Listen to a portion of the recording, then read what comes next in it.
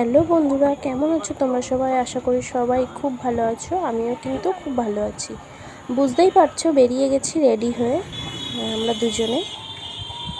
তো যাচ্ছি কোথায় সেটাই তোমাদের সাথে শেয়ার করব। তো ভিডিওটা স্কিপ না করে পুরোটা কন্টিনিউ দেখতে থাকো। আর ভালো লাগলে লাইক কমেন্ট শেয়ার করে দেবে। আর অবশ্যই করে আমার চ্যানেলটিকে সাবস্ক্রাইব করে আমার পাশে থাকবে।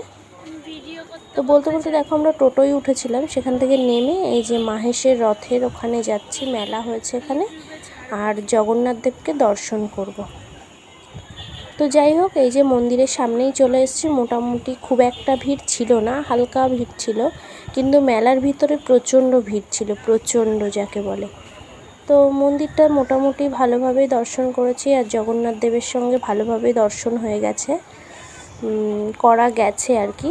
বাইরেটা একটু ভিড়, মেলায় যেরকম ভিড় ছিল মন্দিরের ভিতরে খুব একটা ভিড় ছিল না।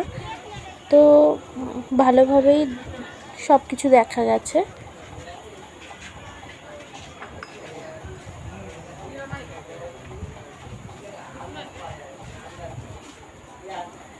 আমাদের এখান থেকে মাহেশের রথ বেশি একটা দূর না। আমরা শেওড়াফুলি থেকে গেছিলাম, শ্রীরামপুরে নেমে ওখান থেকে টোটো ধরে মাহেশের রথে গেছিলাম। এই রথটা 1 মাস থাকে, একদম সোজা রথ থেকে উল্টো রথ 8 দিন, তারপর থেকে আরও 22-23 দিন মতন, টোটালে 1 মাস এই রথটার মানে রথের মেলা আর কি হয়। পাশে একটা ছোট্ট মাঠ আছে, ওই মাঠের মধ্যে মেলাটা হয়, আর মন্দিরের পাশেই এই মাঠটা। তো এই যে মোটামুটি একটু ভিড় ছিল বললামই, মানে মেলার মতন অত ভিড় না, তবে ছিল লোকজন। মন্দিরের সব সময় খোলা থাকে না, মন্দিরের খোলার টাইম কখন খোলা হয় কি না খোলা হয় সবটাই তোমাদের সাথে শেয়ার করব। তো এই যে ভেতরটা কি সুন্দর না, খুব সুন্দর। এটা হচ্ছে মেন গেট। এখান থেকে এই যে পেছন, এই যে আমরা বেরিয়ে যাচ্ছি, আবার এই দিক থেকেও একটা ব্যালকানি মতন আছে। আর এই যে তোমাদের টাইম টেবিল সব দিয়ে দিলাম, এখান থেকে ভিডিওটাকে স্টপ করে দেখে নিতে পারো।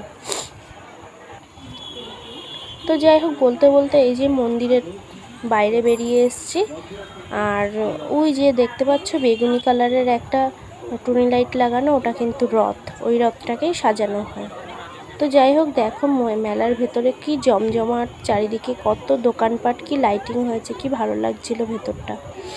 তো যাই হোক, মেলার ভেতরে মোটামুটি একটু টুকটাক খাওয়া দাওয়া করে, যদিও বা পছন্দ হচ্ছিল না, তো এই যে একটু এগরোল খেয়ে নিলাম এখান থেকে।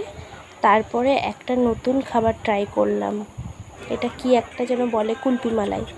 তো ভাবলাম ভালো লাগবে না খেতে, ওই জন্য বললাম যে একটাই নাও, দুজনে ট্রাই করব।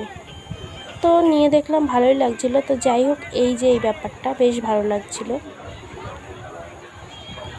তো চারিদিকটা বেশ ভালো লাগছিলো, এই জায়গাটা পুরোটা ঘুরে, আর প্রচুর প্রচুর ভিড় হয়েছিল। তো যাই হোক, বাড়ি এসে আর ভিডিওটা কন্টিনিউ করতে পারিনি, এটা পরের দিন সকালের ভিডিও। পরের দিন সকালে ছিল গুরু পূর্ণিমা, সেই জন্য সকাল সকাল স্নান টান করে এই যে আমি ঠাকুরের ভোগ নিবেদনের জন্য রান্না বসিয়েছিলাম। রান্না হয়েছিল পোলাও, পায়েস, একটা কুমড়ো আলুর তরকারি, আর লুচি, আর মিষ্টি ফল টল এগুলো ছিলই। এই দিয়েই গুরু পূর্ণিমা উপলক্ষে পুজো হয়েছিল। তো ভিডিওটা কেমন লাগলো জানিও। দেখা হচ্ছে নেক্সট